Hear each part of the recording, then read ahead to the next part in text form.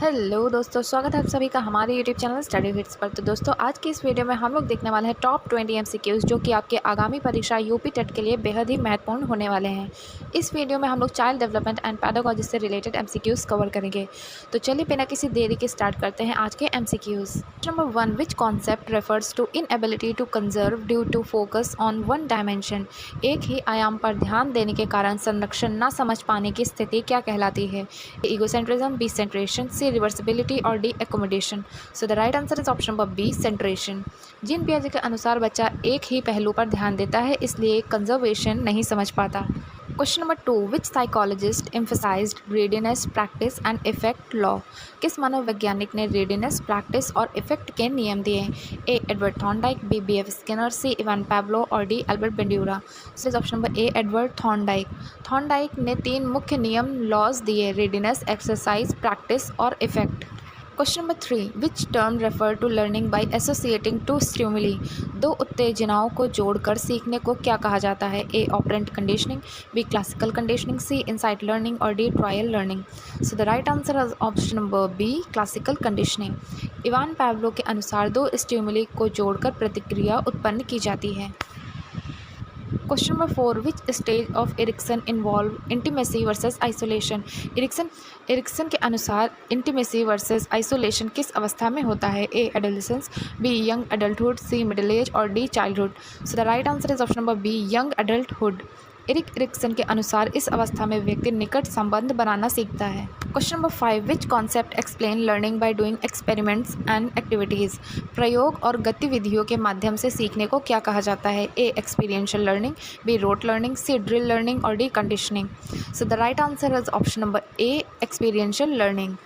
इसमें विद्यार्थी करके सीखते हैं, जिससे सीखना गहरा और स्थायी होता है। 6, which type of intelligence involves understanding one's own emotion. अपनी भावनाओं को समझने वाली बुद्धि कौन सी है? A interpersonal, B intrapersonal, C linguistic और D spatial. So the right answer is option number B, intrapersonal.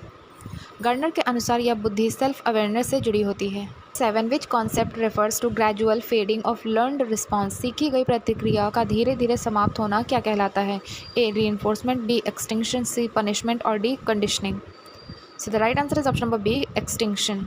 जब रीइंफोर्समेंट नहीं मिलता है तो व्यवहार धीरे धीरे समाप्त हो जाता है। Question number 8, which process helps learner to connect new knowledge with prior knowledge. नई जानकारी को पुरानी जानकारी से जोड़ने की प्रक्रिया क्या है? A meaningful learning, B rote learning, C forgetting और D drill learning. So the right answer is option number A, meaningful learning. इसमें विद्यार्थी पुराने ज्ञान के आधार पर नए ज्ञान को समझते हैं। Question number 9, which stage of पियाजे includes logical reasoning but limited to concrete object. किस अवस्था में तर्क होता है लेकिन केवल ठोस वस्तुओं तक सीमित रहता है? A sensory motor, B pre operational, C concrete operational और D formal operational. So the right answer is option number C, concrete operational. इस अवस्था में बच्चा तार्किक सोच विकसित करता है, लेकिन केवल ठोस चीज़ों के लिए। 10, which type of assessment is use before teaching to know prior knowledge. शिक्षण से पहले पूर्व ज्ञान जानने के लिए कौन सा मूल्यांकन किया जाता है? A formative, B diagnostic, C summative और D continuous. So the right answer is option number B, diagnostic. Diagnostic assessment से शिक्षक विद्यार्थियों के स्तर और कमजोरियों को समझता है। 11, which factor is most important for motivation in classroom. कक्षा में प्रेरणा के लिए सबसे महत्वपूर्ण कारक क्या है? A interest, B punishment, C fear और D noise. So the right answer is option number A, interest. रुचि होने पर विद्यार्थी स्वयं सीखने के लिए प्रेरित होते हैं। 12, विच type of learning involve repetition of fact without understanding. बिना समझ के तथ्यों को दोहराने वाला अधिगम कौन सा है? A meaningful learning, B rote learning, C insight learning और D experiential learning. So the right answer is option number B, rote learning. Rote learning में केवल याद किया जाता है, समझ नहीं होती है। 13, which part of personality balances between id and super ego. Id और सुपर ईगो के बीच संतुलन कौन करता है? A id, B ego, C super ego और D instinct. So the right answer is option number B, ego.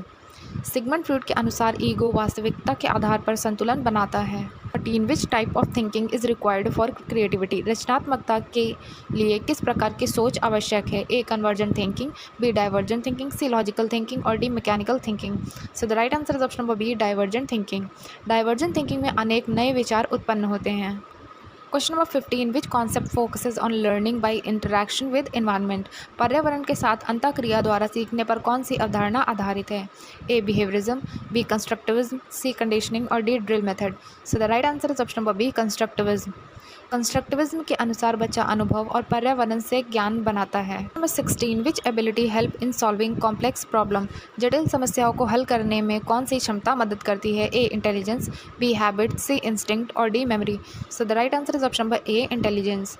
बुद्धि, intelligence व्यक्ति को तर्क, विश्लेषण और समस्या समाधान में मदद करती है।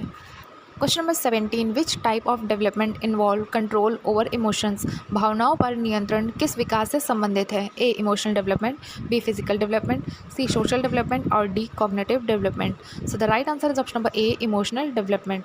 इसमें व्यक्ति अपनी भावनाओं को नियंत्रित करना सीखता है। Question number 18, which teaching method focuses on solving real life problem. वास्तविक जीवन की समस्याओं को हल करने पर आधारित विधि कौन सी है?